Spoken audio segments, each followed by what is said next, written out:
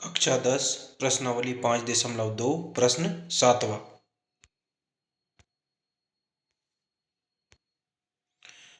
उस एपी का 31वां पद ज्ञात करो जिसका 11वां पद 38 है और 16वां पद 73 है। जो अर्थमेटिक प्रोग्रेशन होती है, समांतर श्रेणी होती है, वो एक निश्चित अंतर में बढ़ती रहती है और उसका हमें 31वां पद ज्ञात करना है। और हमें दिया गया है कि 11वां पद 38 है और 16वां पद 73 है। दिया क्या क्या है हमें? ग्यारहवां पद दिया है बराबर 38, A16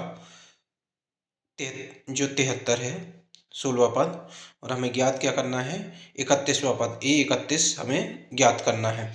तो इसका सूत्र होता है कि एनवां पद जो होता है बराबर A धन कोष्टक में n ऋण 1 गुणे d, जहाँ पे a जो होता है वो प्रथम पद होता है, मतलब उस श्रेणी का सबसे पहला पद a का मान रहेगा, और d जो रहेगा सार्वंतर, मतलब दो पदों के बीच में जो अंतर रहता है वो d रहेगा। तो इस सूत्र के हिसाब से जो हमारा 11वां पद होगा A11 बराबर होगा a धन 10d। 10d क्यों? क्योंकि n ऋण 1 होता है, तो ये 11वां पद है, तो 11 ऋण 1 मतलब 10d हो जाएगा। तो A11 हमें 38 दिया गया है, a का मान नहीं पता है, 10d लिखा हुआ है। पक्षांतर कर लेते हैं, धन 10d को जब इस साइड पक्षांतर करेंगे तो ये ऋण 10d हो जाएगा। तो ये हो जाएगा 38 ऋण 10d बराबर a। ये हमारा पहला समीकरण आ गया। अब हम आगे चलेंगे। जो 16वां पद दिया है हमें A16 बराबर क्या होगा? a धन 15d। 15 क्यों? क्योंकि n ऋण 1 होता है, तो 16 में से 1 गया 15d। ये हमें 73 दिया गया है और a का मान ये और 15d ये हमने रख लिया। अब हम क्या करेंगे? जो समीकरण 1 दिया गया है यहाँ से a का मान ये पूरा है 38 ऋण 10d, इसको हम यहाँ पे लिख देंगे। a का मान हम यहाँ पे लिख देंगे समीकरण 1 से a का मान रखने पर।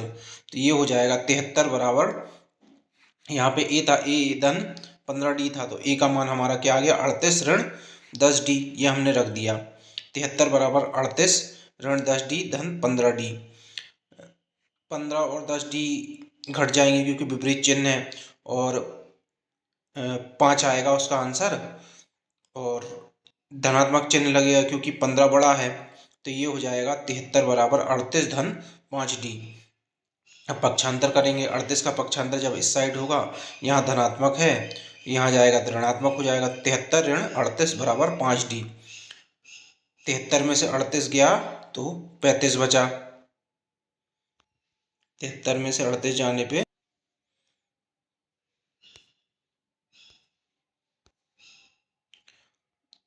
35 बचा।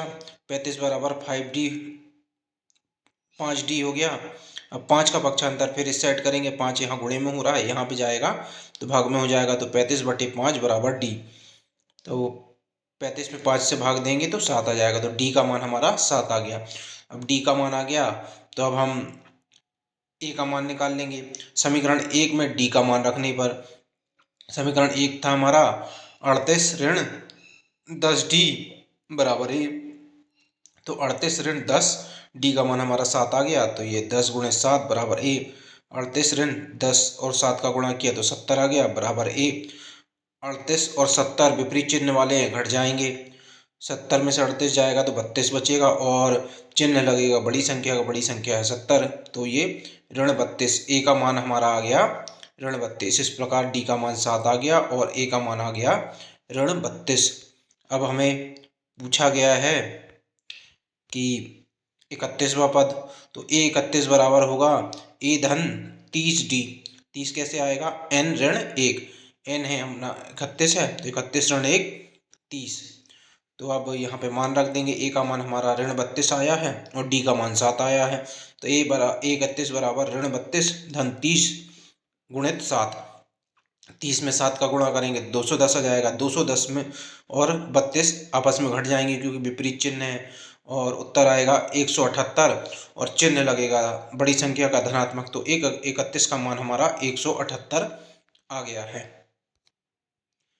इस प्रकार हमारा ये उत्तर आ गया 178।